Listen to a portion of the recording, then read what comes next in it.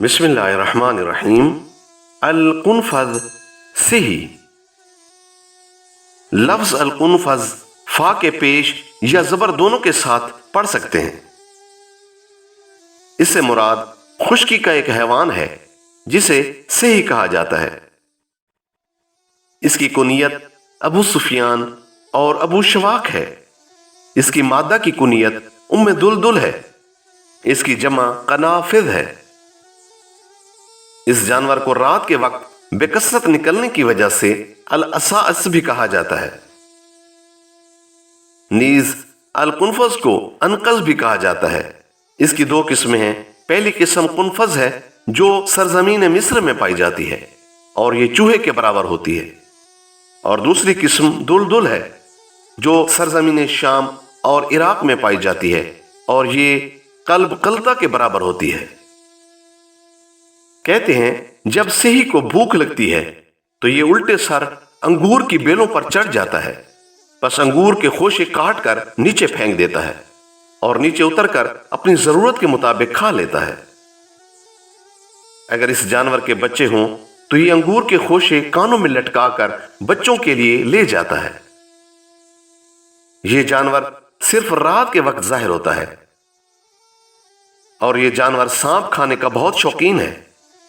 نیز سانپ کھانے سے اسے کوئی نقصان نہیں ہوتا، اور جب اسے سانپ ڈس لیتا ہے تو یہ پودینہ کھا کر شفا یاب ہوتا ہے۔ اس جانور کے منہ میں 5 دانت ہوتے ہیں۔ خشکی کا نر سے ہی کھڑا ہو کر جفتی کرتا ہے، اور جفتی کے وقت نر کی پشت مادہ کی پشت سے ملی ہوتی ہے۔ امثال میں اہل عرب کہتے ہیں کہ فلاں شخص صحی سے زیادہ گھومنے والا ہے۔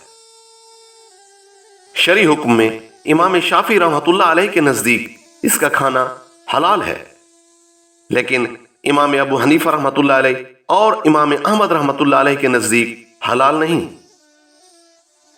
صحی کے خواص میں ہے کہ اس کا پتا بال اکھیڑ کر ملنے سے دوبارہ بال نہ اگیں گے۔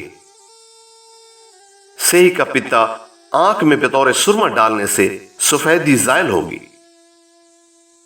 صحی کا پتا گندھک میں ملا کر برس پر لگانے سے داغ ختم ہوں گے، اور اگر اس کا پتا پانی میں حل کر کے پی لیا جائے تو جزام، سل اور پیچش وغیرہ کے لیے نافع ہے۔ اس کا پتا عرق گلاب میں ملا کر ایک قطرہ بہرے کے کان میں ڈالا جائے تو وہ ٹھیک ہو جائے گا اور اس کی قوت سماعت لوٹ آئے گی، بشرطے کہ کئی دن تک مداومت کی جائے، یعنی یہ عمل بار بار انجام دیا جائے۔ صحی کا گوشت سل، جزام، پرس اور تشنج کے لیے فائدہ مند ہے۔ اگر صحی کی چربی، خون اور پنجہ کی مالش جنسی کمزوری والا شخص کرے تو شفا یاب ہوگا۔ صحی کی تلی شہد کی شراب میں ملا کر تلی کے درد میں مبتلا شخص کو پلائی جائے تو افاقہ ہوگا۔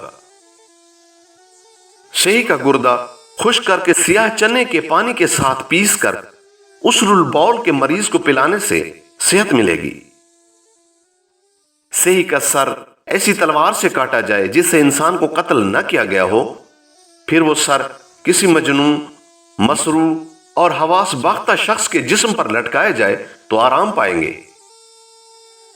اگر زندہ صحی کے داہنے پاؤں کے گوشت کا ٹکڑا کاٹ کر کاٹن کے کپڑے میں لپیٹ کر ایسے شخص کے جسم پر لا علمی میں لٹکا دیا جائے جو ٹھنڈے اور گرم بخار میں مبتلا ہو تو وہ صحت یاب ہوگا۔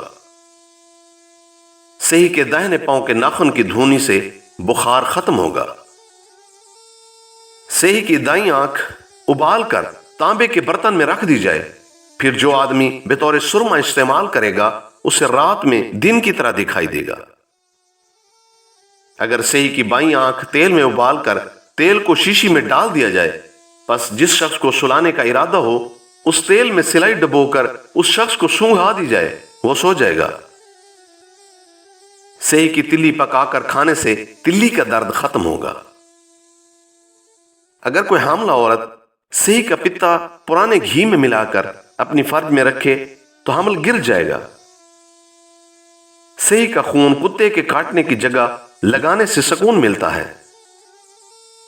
اگر صحیح کے گوشت میں نمک ملا کر کھا لیا جائے تو فیلپا اور جزام کے مرض کے لیے نفع بخش ہے، اور یہی گوشت بستر پر پیشاب کرنے کے عادی شخص کے لیے بھی مفید ہے۔ اگر صحیح کا پیشاب شراب میں ملا کر کسی ایسے آدمی کو 3 دن پلایا جائے جو اپنے مرض سے عاجز آ چکا ہو تو وہ ٹھیک ہو جائے گا۔ اگر صحیح کا دل ایسے شخص پر لٹکا دیا جائے جو چوتھیا بخار میں مبتلا ہو تو آرام پائے گا۔ مجذوم شخص کے جسم پر صحیح کی چربی کی مالش سے افاقہ ہوگا۔ صحیح کو خواب میں دیکھنا مکر، دھوکہ، تجسس، احتقار، شر اور تنگ دلی سے تعبیر ہے۔